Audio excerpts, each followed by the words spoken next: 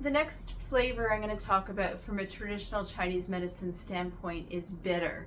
Now, bitter is something that a lot of people don't think that they enjoy. In fact, lots of expressions have negative connotations associated with bitter, such as it left a bitter taste in my mouth. That doesn't mean something pleasant typically. The thing about bitter flavor is while our taste buds were partially developed not to like the taste of bitter as a protection, because a lot of poisons are bitter in flavor. A lot of medicinal foods and herbs are also bitter in flavor. We've learned to overcome that in some cases. In fact, some of our favorite flavors are actually bitter, and those would be things like coffee, alcohol, and chocolate. Those actually have a bitter element to them. And so knowing that you can overcome some of your dislike of bitter foods can be helpful in you gaining value from some of these very nutritious foods.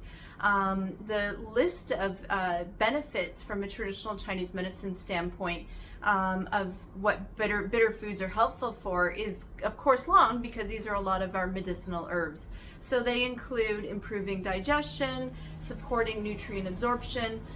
It also helps to regulate the bowels. If somebody has a tendency towards constipation, it might be helpful for working in the other direction. It helps to detoxify the body and support the liver as well. So this is one of the main things that people might recognize. Herbs like milk thistle, turmeric, those are beneficial for the liver, as well as they are bitter in flavor. Reducing symptoms of dampness. And now in traditional Chinese medicine, this would include things like high cholesterol, like candida yeast overgrowth, like certain skin issues, chronic or temporary mucus excess is another one, tumors and cysts, and obesity. So it also helps to increase metabolism and help with weight loss for that.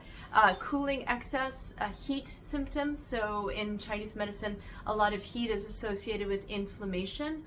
So it can help, bitter flavor can help decrease inflammation as well. Addressing fevers on the heat side, reducing sweet cravings, so that can be helpful as well as fighting infection and calming the nervous system. So herbs like chamomile, for example, are bitter in nature and helpful for calming the nervous system. A lot of foods, particularly vegetables, are bitter in flavor.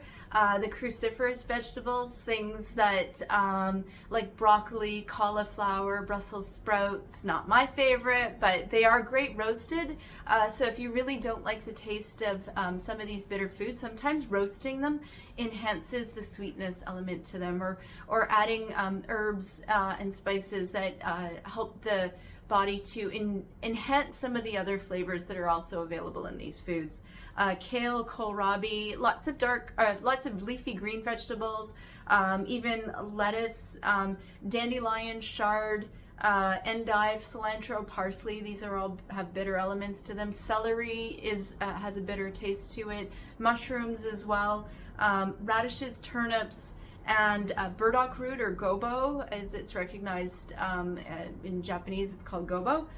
Rhubarb is another one that has some bitter flavor to it. Bitter fruits include ones that have the bitter name in them, like bitter melon and bitter orange. Also orange peel. Orange peel is used in traditional Chinese medicine as helpful for a variety of things. And grapefruit is another fruit that is helpful with the bitter flavor. Grains like amaranth, barley, hops, quinoa, rye, and some herbs and spices like turmeric, milk thistle, I mentioned, chamomile, fenugreek, echinacea. As you can imagine, a lot of herbs will have a bitter flavor in them because the bitter flavor often has medicinal value to it as well. So if you can incorporate some bitter foods into your diet, that would be really beneficial.